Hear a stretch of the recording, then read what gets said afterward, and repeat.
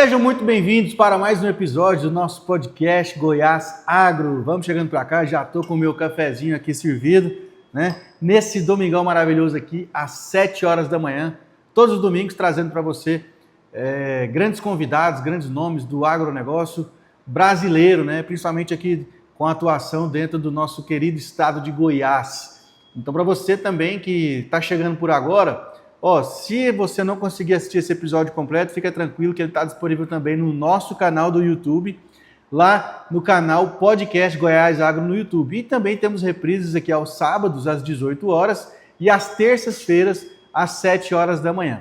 Vem com a gente, porque nosso convidado hoje é mais do que especial, além de ter sido, claro, meu querido professor durante as aulas de graduação na Universidade Federal de Goiás. Ele é doutor, engenheiro agrônomo e doutor em entomologia e era professor da agronomia da UFG, né? Agora ele está aposentado. Mas ele é um dos fundadores da Orgânica Pudica, fazenda dedicada à educação, formação e produção orgânica. Eles são certificados 100% orgânicos ainda em 2009 e produzem mais de 30 espécies de alimentos e comercializam por venda direta em feiras, restaurantes e entregas domiciliares. Então, queria chamar aqui para a nossa prosa de hoje, grande professor Paulo Marçal. Tudo bem, professor? Tudo bem. Muito obrigado aí pelo convite. É sempre um prazer revê-lo e conversar também sobre orgânicos, né? Que é um assunto que eu gosto bastante. Satisfação nossa, professor, poder receber o senhor aqui, né? Para a gente bater esse papo, porque a gente está vendo que o mundo está numa transição, né? O ser humano está cada dia mais procurando uma alimentação mais saudável, mais equilibrada, né? Isso tudo está refletindo também no campo, né, professor? Há quanto tempo já o senhor atua com a produção orgânica? Olha, esse projeto de produção orgânica nós começamos em 2002, né? Então já passou de 20 anos e a produção orgânica iniciou já com certificação em 2007 e a partir de 2009 a gente certificou 100%, que eu entendi que era o caminho para seguir com a propriedade, né? Então, a fazenda Nossa Senhora Aparecida, cuja gestão é feita pela Orgânicos Pudica, ela é 100% certificada como orgânica desde 2009. Entendi. Professor, e por que o senhor enxergou assim, que o orgânico seria um caminho? Por que não o convencional? Na verdade, foi um projeto inicial de manejo de pragas em tomate, que era o meu assunto na UFG, né? Eu sempre trabalhei e continuo trabalhando com manejo integrado de pragas. E aí a gente entendeu que seria um dos caminhos para manejar as pragas do tomate. E por que tomate? Porque tomate é a cultura talvez que receba a maior quantidade de agrotóxico. Então aquilo me incomodava muito, me incomodou como estudante de agronomia, depois como professor, porque era a minha área, eu levava os alunos para visitar. E quando eu vi a situação de produção de tomate, eu falei, olha, tem que fazer alguma coisa, né? E aí a gente começou esse trabalho de manejo, inicialmente para uso correto dos produtos, usar os melhores produtos na hora certa, na quantidade mínima possível, né? E a gente conseguiu fazer esse tomate sob manejo e depois a gente foi avançando para chegar no tomate orgânico. A partir de quando nós percebemos que era possível produzir tomate orgânico, aí todo o resto fica mais fácil, né? As pessoas não acreditavam. Não, tomate é impossível. Não, produzindo tomate orgânico a campo. E isso ali que ano que era, professor? Isso já foi em 2005. 2005, né? Porque a gente pega... Aqui Goiás tem um histórico, né? Principalmente ali região de Goianápolis, né? Que era muito forte, né? E que acho que depois do pimentão, ou junto com o pimentão, era uma das culturas realmente que era amplamente, né, utilizada. A diferença é que pimentão você come eventualmente. Perfeito. E tomate se come todos os dias, faz todas parte as pessoas. Da cultura, né? A exposição a contaminações por agrotóxicos ela é muito maior, né? Então aí quando nós vimos que tomate era possível, e nessa época foi televisão, todo mundo, tomate orgânico, possível a campo, né? Aí nós percebemos que todo o resto era possível e fomos seguindo com as outras culturas, né? Feijões, arroz, milho, soja, culturas diversas, frutíferas todas, café, né? A gente foi inserindo culturas, sempre, todo esse trabalho foi sempre junto com a UFG, né? Foram projetos que a gente conduziu na UFG e a parte da pesquisa, da produção orgânica, a gente fazia lá. E foi avançando. E daí a fazenda tomou a decisão, nós somos 5 irmãos sócios, de certificar 100% e dedicar a fazenda à produção orgânica. E aí hoje o senhor dedica full time lá às operações da fazenda? Sim, o tempo todo, né? Tanto na fazenda com a produção orgânica de tudo, dessas várias espécies, como na consultoria de cana orgânica, que eu continuo fazendo também, que é um projeto também muito interessante, né? Que começou um pouco antes, né? Por volta de 1999, 2000, e hoje eu trabalho com um grupo que tem quase 50% da área de cana certificada como orgânica, quase 20 mil hectares. Isso aí foi um grande aprendizado também para a produção orgânica em grande escala, né? É possível produzir em pequena? Sim. E é possível produzir em grande escala, as grandes culturas, as commodities? Também é. Tudo é possível, basta querer e trabalhar para desenvolver isso, né? Porque isso aí é um assunto assim, tem os defensores, né, tem as polêmicas aí que giram em torno, né, da produção em escala dos orgânicos. Então, o senhor acredita que é possível produzir soja, milho, sorgo, sim, amplamente em grande escala? Na renovação dos canaviais já se planta soja orgânica, 1.000, 2.000 hectares, né? Falta algumas tecnologias para melhorar o sistema de produção. Por exemplo, não é tanto problema com inseto, com doenças, muito mais com mato competição. Então, as plantas espontâneas, elas precisam ser manejadas. Porque a soja tem muito aquele herbicida, sim, aquele controle com herbicida, né? Ela é baseada, todo o plantio direto de soja, de milho, de todas as culturas, é baseado no controle com herbicidas, né? Uhum. Ainda não conseguimos fazer plantio direto sem uso de herbicidas. E esse é um dos problemas na produção orgânica, né? Nós não temos herbicidas orgânicos. A disponibilidade de produtos para controlar pragas, doenças e plantas espontâneas é muito pequena. Então a gente tem que se virar no manejo nutricional, no manejo ambiental, para conseguir produzir bem. Quase sempre, por exemplo, feijão, eu tenho que ocupar uma janela que é de maio a setembro e fazer a produção irrigada, né? Então, fora daí, eu não tenho ainda ferramentas para produzir feijão. E é a melhor época para a cultura. Então, esse é um pressuposto importante da produção orgânica. Colocar a cultura na sua melhor época de cultivo. Porque a planta não vai se estressar com o ambiente desfavorável e não vai chamar, entre aspas, aí, os problemas, né, fitossanitários. Isso aí é real, a gente vive isso o tempo todo, né? Se você colocar a cultura no ambiente inadequado, ela vai ter muito mais problema. Então, tem culturas que são de dias longos, vamos pensar aí de setembro a março, e tem as culturas que começam agora, são de dias curtos, né? De março a setembro. Então, isso aí já é mais de 50% do manejo que você tem que fazer na produção orgânica. Esse ajuste nutricional no solo é a base de tudo, e depois essa observação das espécies certas na época certa.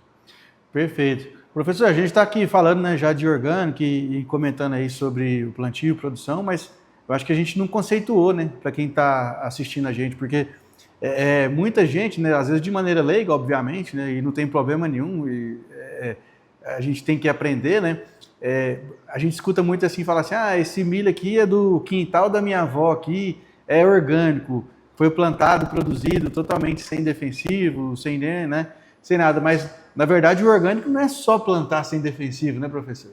Não, se alguém chega para você e fala, não, plantei o milho lá no quintal e ele é orgânico. O tomate é orgânico, né? Pô, não é a pessoa que planta que tem que dar essa garantia. Ela é suspeita. Eu sou suspeito como produtor por falar da minha produção. Então, eu preciso que alguém externo ao ambiente de produção vá lá e diga que aquele produto é orgânico. Uma auditoria, né? Uma inspeção independente.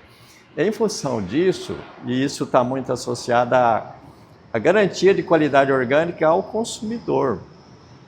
Porque se você compra direto de um produtor que você conhece e acompanha, ninguém vai interferir nessa relação. Na medida que você coloca um produto numa gôndola de supermercado, quem vai garantir ao consumidor que aquilo é orgânico?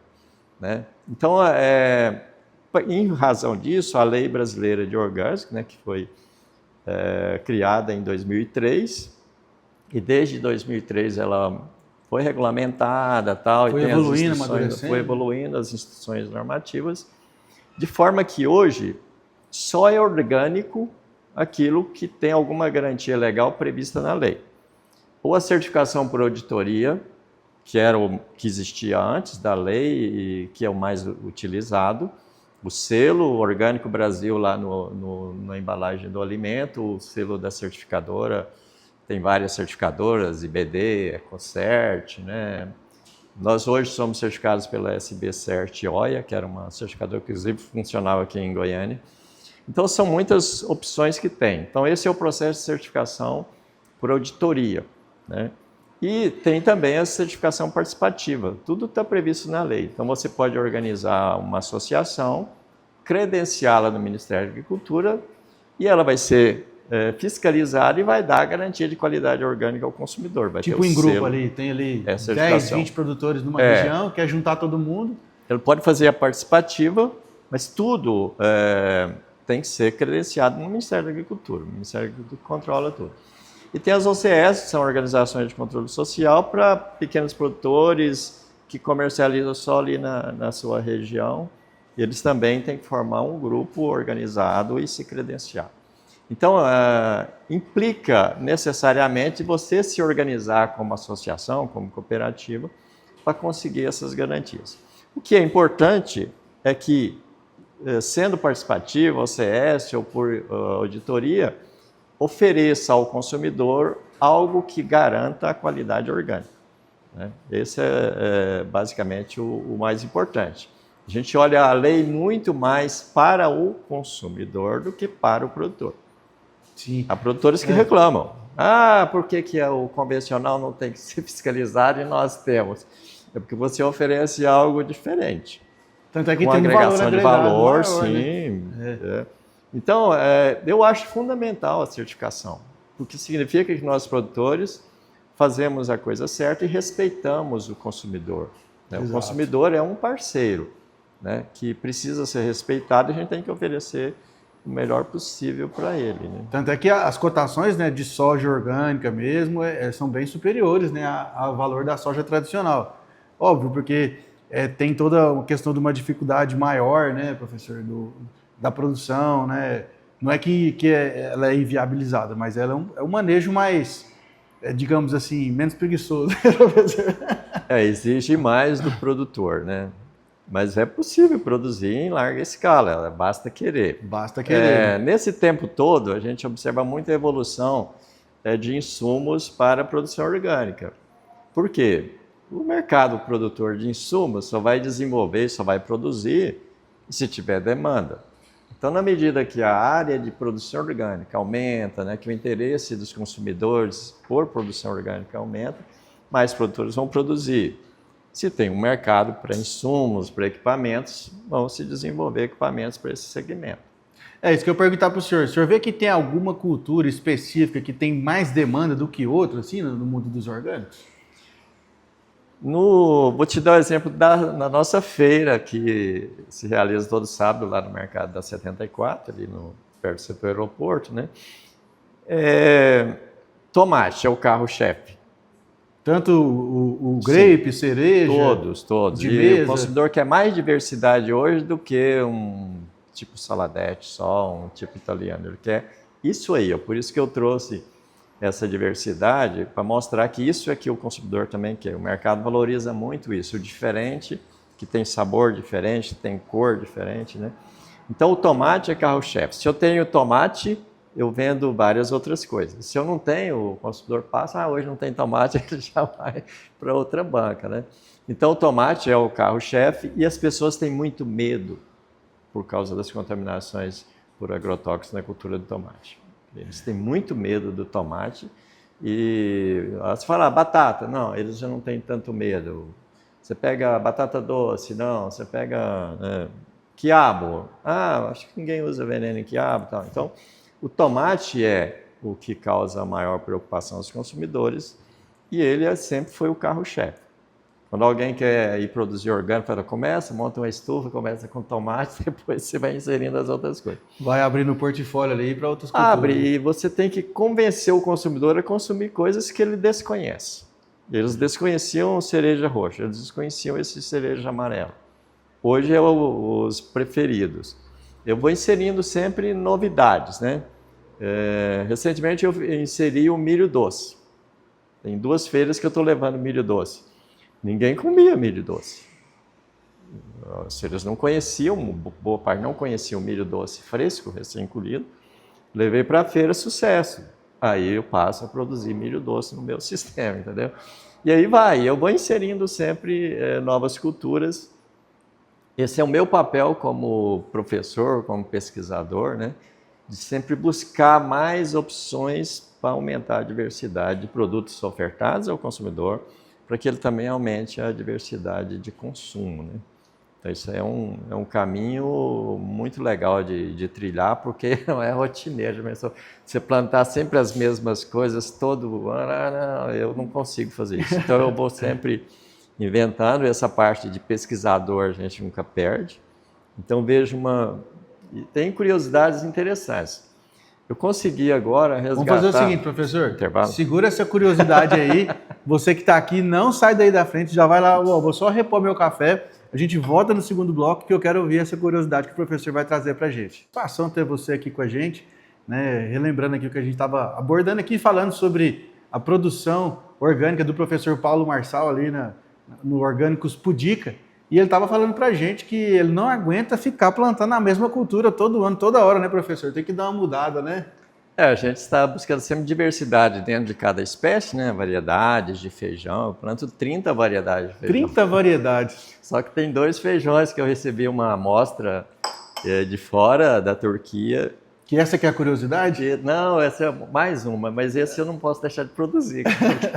Eles são muito lindos, né? Eu já tenho um volume bom e daí eu quero produzir e levar para o consumidor. Então, esse é um desafio. Mas quando eu era criança, e muita gente mais velha, provavelmente que viveu na fazenda se lembra disso, existia uma solanácea, parente do tomate, que é o juá. Juá. Então o pessoal derrubava a mata, queimava, plantava milho, fazia a roça. Parece uma mamona? Não. O juá, ele parece um physalis e tal, assim, a planta, e dá um fruto. A planta tem espinhos, mas o fruto não. Né, em todas as estruturas do fruto, não só no ramo da planta que tem espinho. Esse juá é espontâneo. Ele vinha depois que se começava a cultivar aquelas áreas, né? E a gente coletava aquilo, era muito saboroso. Só que só ocorria naquela época que, sei lá, mais de 50 anos atrás, se fazia roça de toco, né? E banco de semente nativo mesmo. Engraçado que depois de uns 50 anos, numa área que foi roça, minha filha foi fazer a casa dela lá na fazenda. Quando fez a casa, houve uma movimentação de terra, nivelou e tal, apareceu, que eu já estava procurando há muito tempo, o juá lá da nossa infância. Apareceu um pé, você acredita? Provavelmente a semente ficou lá esse tempo todo enterrada e quando mexeu no sol ela foi exposta e ela germinou. Você acredita nisso? Ainda germinou ainda? Germinou, é um negócio impressionante. Não existia essa planta na região mais há 50 anos. Aí o senhor está multiplicando ela agora. Está lá, estou cuidando dela, assim, todo dia eu vou ver e tal. Consegui o primeiro fruto, já tirei a semente, peguei um ramo, já consegui enraizar. Salvei o juá. É delicioso, é como se fosse um tomate adocicado. Aí, daqui um dia na feira lá da 74. Vou desenvolver, se eu preciso encher uma estufa só com juá e vou levar para a feira. Daí eu sei que as pessoas vão gostar, porque é saboroso. Provavelmente vai ter um apelo muito também na gastronomia, para restaurantes, né? Porque é diferente, é saboroso. Exótico, né? É exótico. Então, essas coisas de resgate, eu sempre busco fazer, né? Pois é. E aí, professor, quem escuta aqui, né, o senhor falando que lá a gente produz 30 culturas dentro do sítio. Deve imaginar que deve ser uma fazenda gigantesca. Como é que é? Para produzir esse tanto de cultura dentro da propriedade? A gente produz aí dezenas de toneladas de tomate por ano em 6 estufas. 6 estufas. E juntas dão 2.000 e poucos metros quadrados. Olha aí, né? A área de feijão são 5 hectares, só a gente planta feijão para passar o ano todo e atender o nosso mercado. Né? Então, juntando toda a área de cultivo orgânico lá, dá mais ou menos 15 hectares. Olha aí. Então, é uma área pequena, ou seja, qualquer pequeno produtor que tem ali 1 hectare, 2 hectares, ele pode produzir muito alimento de qualidade orgânico e ter uma renda interessante. Sabe? Pegando aí, principalmente quando a gente fala de folhosas também, né, professor? Alface, coentro, repolho, salsinha. Tem um baita de um mercado aí dentro desse mercado orgânico, né? Grande, ocupa pequenas áreas, né? E dá um alto retorno, né? E é importante. Eu acho que a produção, de um modo geral, tinha que ser descentralizada, né? Porque quanto mais próximo você faz a produção, por exemplo, se um grupo de produtores produz em Hidrolândia e atende o mercado de Hidrolândia, então eles vão ganhar mais e o consumidor vai consumir alimentos mais frescos. E vai gerar economia local ali, né? Vai gerar a economia local. Eu acho que essa ideia de centralização para alguns produtos não deveria, principalmente para os produtos de consumo in natura. Produz lá em Goianápolis, leva para o Ceasa, o povo de Hidrolândia vem no Ceasa, ou seja, encarece, envelhece o produto, né? Então, é uma lógica que eu acho que para certos produtos de consumo direto, produtos frescos, não deveria, né? Tinha que fomentar a produção em cada cidade, né? Esse aí seria um caminho para o desenvolvimento da produção orgânica. Isso. Professor, e também isso aqui acredito que deve ser uma confusão também que muita gente acaba cometendo, né? Quando se fala da hidroponia. Mas a hidroponia não é um manejo orgânico, né? Não. Nunca foi, Você né? pode até fazer hidroponia orgânica, mas a hidroponia, como é feita pela maioria aí dos produtores, ela é a mais química de todas. Ela é mais química, porque é basicamente uma solução nutritiva. Né? A hidroponia é o desenvolvimento da planta em soluções nutritivas. Muitas vezes os nitratos, por exemplo, são mais perigosos do que até agrotóxicos. Então, muitas dessas substâncias são usadas na hidroponia, são também perigosas, né?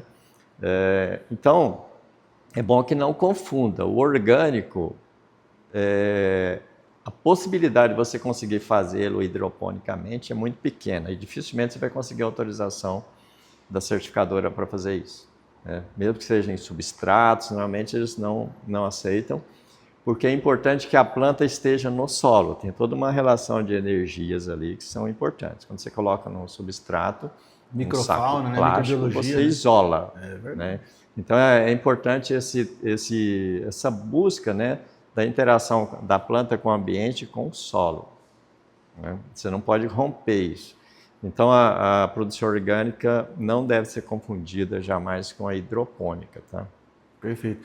Professor, mas por exemplo, aquele produtor que ele tem a propriedade rural dele, é um agricultor familiar que faz mais sentido para ele ali ter uma produção orgânica, mas às vezes ele não conseguiu a certificação ainda, ou às vezes ele não teve ali a capacidade, porque tem que fazer um investimento também, né, para ter essa certificação, mas ele pode já praticar um manejo orgânico, né, na produção, e ele consegue ter também um valor agregado nesse produto por dizer que é um manejo orgânico, não? Depende do mercado que ele atende. Se as pessoas o conhecem, provavelmente vão pagar melhor pelo produto dele. Porque tem confiança, né? Tem confiança e é algo que ele vai desenvolver, né? Ele vai levar o produto, as pessoas vão consumir, vão perceber que é de qualidade.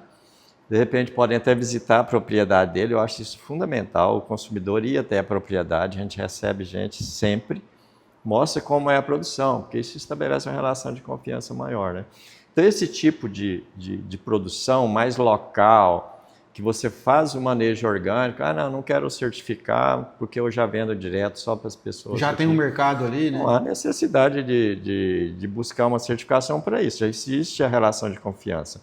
A certificação é para estabelecer essa relação aí entre consumidor e produtor. Se ele já tem, tudo bem. Agora, a certificação não é um processo caro. Se optar, por exemplo, por uma certificação em grupo, uma certificação participativa, isso implica em organização social, que é algo muito importante para o produtor. Uhum. Quando você está num grupo organizado, você tem muito mais vantagem porque você está sempre buscando as coisas isoladamente. Então, a certificação traz embutida isso também, que obriga você a participar de um grupo organizado, sobretudo a participativa. E essa certificação, o produtor que ele faz a certificação, ela é permanente ou ela tem uma manutenção? Não, a certificação é renovada anualmente. Todo ano a gente recebe 2 inspeções, uma agendada e uma surpresa. No nosso caso, que participamos da associação, a gente também recebe as inspeções da associação. Então, existe todo um trabalho o ano todo, e aí você certifica a área por um ano. A certificação vale por um ano, aí depois você tem que fazer todo o processo de novo. E o que é importante certificar? Porque para você certificar, você tem que atender diversas normas e leis ambientais, tudo. Você tem que ter outorga de água, você tem que ter averbação de reserva legal. Então, ela traz embutida também várias coisas que levam a uma maior sustentabilidade, né? Preservação ambiental e tal, né? Então, eu acho importante. Por ter que participar de um grupo organizado. A gente tem que se organizar em grupos para fazer a coisa ficar mais fácil, né? E a sociedade ganha como um todo, né, professor? Porque, igual o senhor falou, né? Então, se tem que ter uma outorga de água, já vai utilizar a água de maneira racional, né? Já vai ter um estudo prévio ali. Também imagino que deve ter uma análise de água também, né? Análise de água de 2 em 2 anos tem que fazer. Para ver se tem metal pesado. Sim, metal pesado, micro-organismo, tudo. Então, isso aí são normas, né, que a gente segue. Eu não vejo muito problema nisso. A certificação me ensinou muito a ser organizado, por exemplo, eu registrar tudo o que eu produzo, o dia que eu plantei, né? O que eu plantei. Né? Eu tenho dados de produção de tomate desde 2007, da primeira vez que nós cultivamos. Então, eu sei o que eu usei lá e que não trazia resposta nenhuma, que eu excluí, né? Hoje a gente faz uma produção orgânica muito mais simplificada. Isso, um aspecto que é importante, não é um processo caro. Não é um processo caro a certificação. Mesmo que, no nosso caso, que é uma fazenda certificada individualmente por auditoria, a gente paga R$ 2.900 por ano. Nossa, é muito barato. Os produtores que estão associados à ADAL e que estão no grupo de certificação da ADAL, por auditoria também, mas num grupo de certificação, aí já eles pagam R$ 1.500 por ano. Dividido então, isso em 12 meses vai dar... É barato. No máximo R$ 200. Traz uma agregação de valor muito interessante na produção e você paga isso sem dificuldade. Então, a certificação é um processo que eu acho que traz muitas vantagens e não é um processo oneroso para o produtor. Professor, e quando a gente fala também de orgânicos, né, na nossa cabeça sempre vem as culturas, né, tomate, folha, frutas e tudo mais. Mas também é possível produzir gado, leite, produtos de origem animal de maneira orgânica? Sim, não está tão desenvolvida como a produção orgânica, produtos de produção vegetal primária. Uhum. Tem mais produtores que produzem vegetais, mas você pode certificar. Por exemplo, na fazenda a gente cria gado também. Então nós podemos pegar o gado e certificar como carne orgânica, boi orgânico e tal. E aí vai ter lá, mas aí também tem um frigorífico especializado. Porque até hoje nós certificamos toda a fazenda e não certificamos o rebanho animal. Nenhum animal é certificado. Porque não tem o mercado. Por onde eu vou vender bezerro orgânico? Ninguém vai comprar bezerro orgânico. Então, por que eu vou acrescentar esse custo se ainda não tem? Na medida que se desenvolver isso, a gente passa a produzir animais orgânicos também. Mas assim, nos outros países aí mais desenvolvidos, isso aí já é realidade? Já é realidade. E no Brasil também já tem produção de boi orgânico, né? Já tem produtores certificados, ovos, frango, animais de modo geral, né? E o senhor vê que o Brasil já é bem evoluído nesse aspecto, professor? Ainda tem muito chão ainda? Tem muito chão, né? O último estudo que eu fiz, o Brasil tinha algo em torno aí de 7 milhões de hectares certificados como orgânico. A grande maioria, certificação de extrativismo, né? Que é uma outra modalidade de certificação. Tem animal, a vegetal e essa de extrativismo, que é para açaí, principalmente na região amazônica, né? Frutos da região amazônica certificam aquelas áreas nativas lá e elas são inspecionadas, tudo, faz manejo correto, né? Aí você vai ter açaí orgânico, vai ter cupuaçu orgânico, né? pequi orgânico, baru orgânico, tudo isso aí seria certificação por extrativismo. E as lojas, professor, lá quando você coloca seu produto na gôndola, essa loja também tem que ter alguma habilitação específica? Ou, por exemplo, no mercadinho de bairro ali eu posso ter um produto orgânico normal? Pode, desde que o produto vá com o selo de identificação de qualidade orgânica, você pode vender em qualquer local, né? Mas isso é do produtor. Isso é do produtor. O que não pode é pegar uma caixa de tomate e entregar no empório e aí eles embalarem aquilo e colocar um rótulo. Isso não pode ser feito. Aí é falsidade, né? Aí eles têm que comprar o produto já com o rótulo do produtor. Da mesma forma, um produtor que queira intermediar de um outro produtor para a feira, né? Então ele tem que pegar o produto com o rótulo do produtor. Do produtor e revendê-lo. Para estar 100% Mas habilitado. nunca comprar a granel e empacotar como se fosse dele, né? Então isso aí são normas que essas instruções normativas do Ministério da Agricultura definem todos esses comportamentos, tá?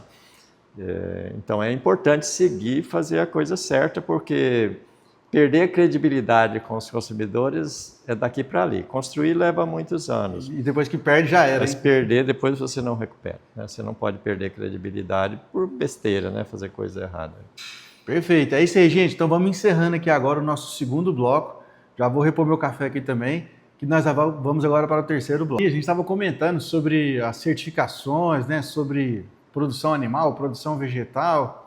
E eu também queria entender um pouco, professor, sobre esse projeto aí em Goianésia, né, dessa cana orgânica, que o senhor também é referência, né? Quais são os estudos que foram feitos lá? Como é que é esse trabalho lá, professor? Olha, esse trabalho... Eu já trabalhava com a consultoria em manejo de pragas da cana-de-açúcar, eu faço isso desde 1994. E quando o Grupo Jales iniciou o projeto de orgânico, em Goiás tem 2 projetos de cana orgânica, a Goiasa em Goiatuba, Bom Jesus ali, e o Grupo Jales Machado em Goianésia. Então eu achei muito interessante, eu trabalhava com ambas, né? E eu achei interessante porque a produção de cana orgânica passou a ser uma agente que me beneficiava nas minhas recomendações, uma vez que tinha uma referência de não uso. E você sabe que na agricultura tem muito uso desnecessário de produtos, né? Sim. O pessoal vende... Para bater meta. Para cumprir metas e tal. E aí quando chegava, falava, olha, a cigarrinha vai acabar com o seu canavial, né? Falava, vamos ali na cana orgânica ver, né?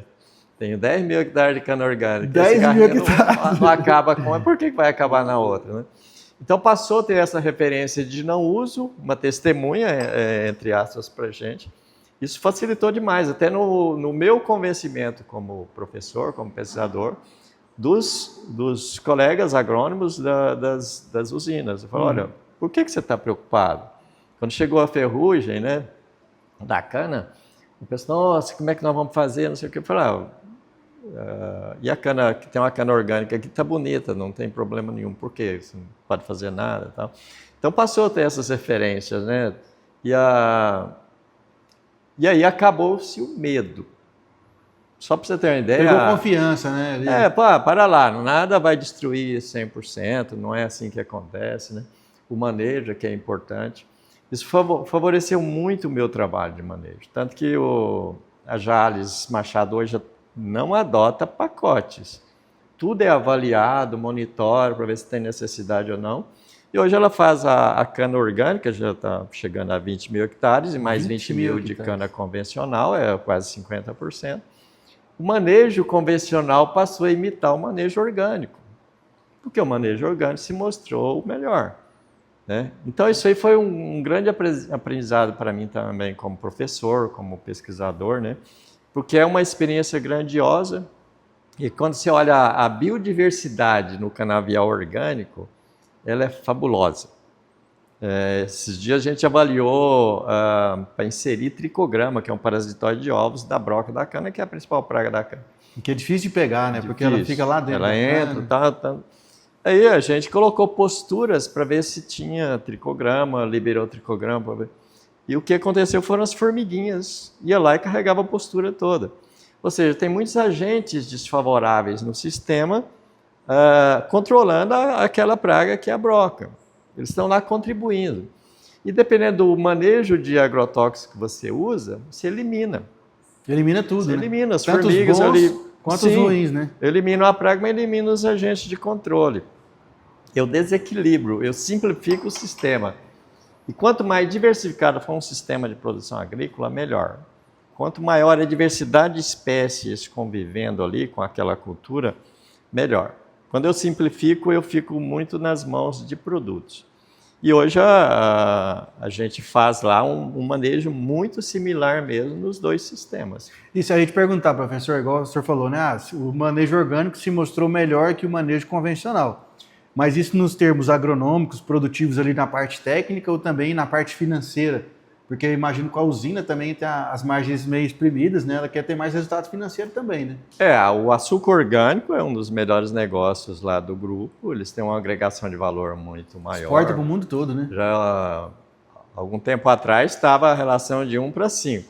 1 para 5. O valor do açúcar convencional era 1/5 do valor do açúcar orgânico. Então, em termos de retorno econômico, é muito mais interessante. Custo muito similar, produtividade muito similar. Então, assim, não tem razão. Produto final mais caro. E o produto final com agregação de valor muito importante, né? Então, não tem razão de não fazer, né?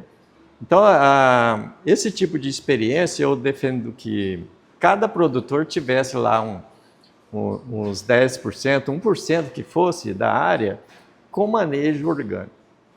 Não precisa nem certificar, Não, faz só o manejo. Só vou manejar para ver o que eu estou usando, o que realmente é necessário, o que é desnecessário. A testemunha. Testemunha, tá? Para você ter mais segurança.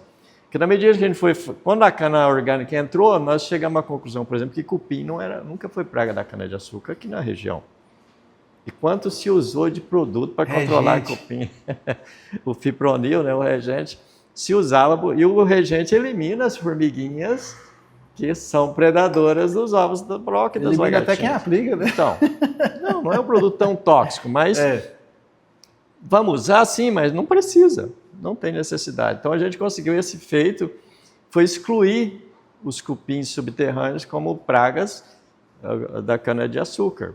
Por quê? Porque a cana orgânica, se não fosse a cana orgânica, porque a cana orgânica não usa nada, o cupim está lá presente e não causa dano. Então, isso dá confiança, né?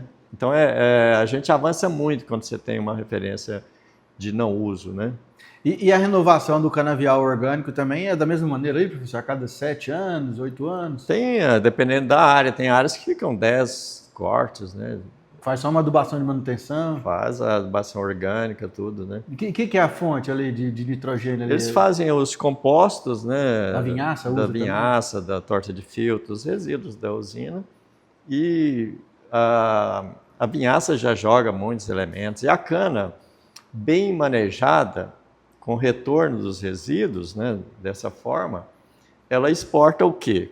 Açúcar e álcool é carbono, oxigênio e hidrogênio, que vem do ar, do ambiente, não é do solo. Então, as áreas são muito ricas em fósforo, muito ricas em potássio, né? Então, já tem uma fertilidade natural muito grande, muita matéria orgânica, né? Porque a cana incorpora muita matéria orgânica, protege o solo.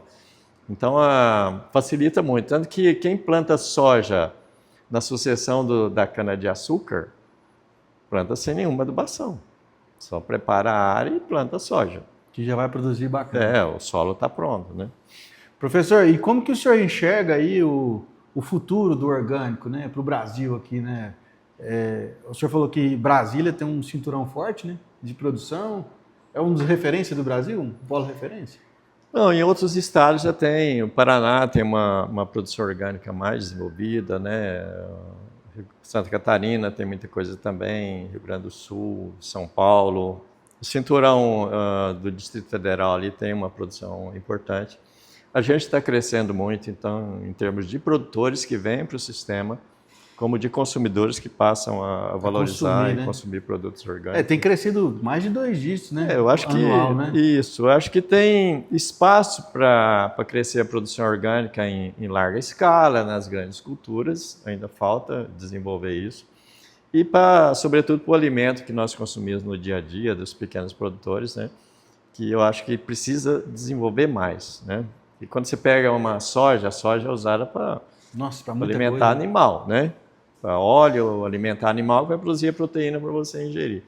Então, você não consome a soja diretamente, então o risco de contaminação de ingestão por agrotóxico é menor, né? Mas ela está presente, né? O Muito no alimento nosso dia a dia, tomate, quiabo, giló, pimentão, toda essa coisa, Que vem do pequeno agricultor, né? isso aí é que leva mais diretamente problemas para os consumidores e a gente tinha que fazer essa produção desenvolver o máximo possível como orgânica, né?